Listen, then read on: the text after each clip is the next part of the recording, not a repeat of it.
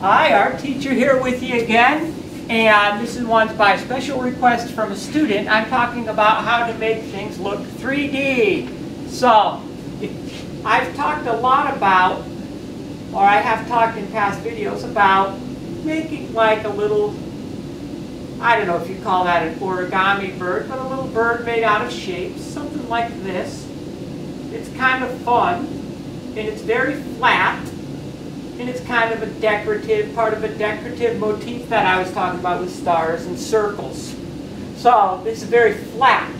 Then I talked about making a similar looking bird, only making it 3D, looking like it has mass and form, kind of like what you see there. So that's where I wanted to go with this, is making a bird similar to this flat one, except making it look 3D.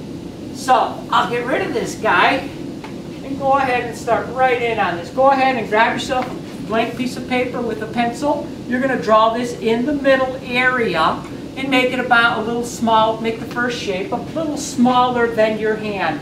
You're going for about that size. So, I'll go ahead and draw, it's like a rectangle with a little diagonal on it. Okay? Then,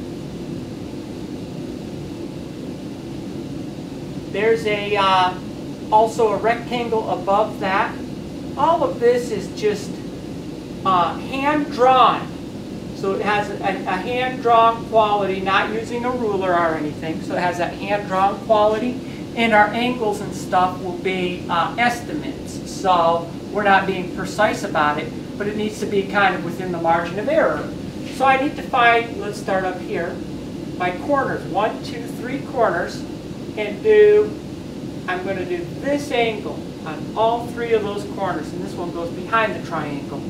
I always need to repeat the exact same angle. So if I'm going at this angle, all my angles have to be the exact same. You can't do some of them like that and then some like this. So they have to be the same. I said the exact same, but we are doing hand-drawn. But it definitely has to be within a reasonable margin of error. So that would be that shape. Now the next shape, again, repeating that angle and just using my judgment on it. There I've repeated that angle on each of these corners, and they're all going back that way up to the up this upper corner here. Now I'm going to take this one using this pretty much the same angle. You can kind of get an informal measure the way I just showed you.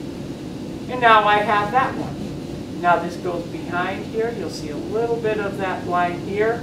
Now back at this corner, I want to repeat my angle. So, boom.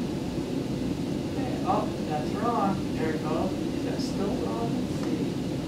A little bit off. We'll try it a third time. There it goes. And maybe I better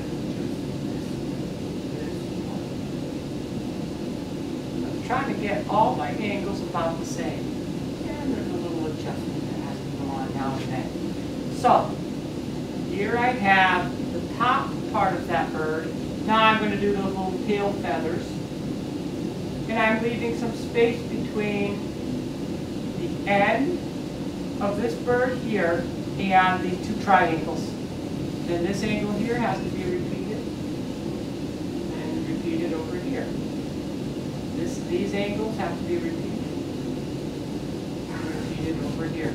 So I'm repeating angles as I go. Oh, that's not perfect there. Let's try to fix that. There. Well, my angles are pretty good. Again, it's okay to be a little bit off, and it needs to be within the margin of error though, but if it's a little bit off, it gives it kind of a funky hand-drawn quality, which can be nice. Now, down here I'm doing these legs, little triangles, and again, this angle that has appeared all throughout the picture to make it look 3D, I'll repeat those over here. There it goes. Put a little eyeball here. And maybe you'll see a little slice of that part there. That gives you the idea of how to make one of these flat-looking birds 3D. And I could talk more about that. You could even use that two-point perspective idea on a bird like this. And you know what? I think I will do another video with that idea. So let me throw a little foot on there, that bird. There. Okay. Be sure to do your subscriptions and your likes and everything. Leave a comment below if I'm unclear about anything. Hey, you take care.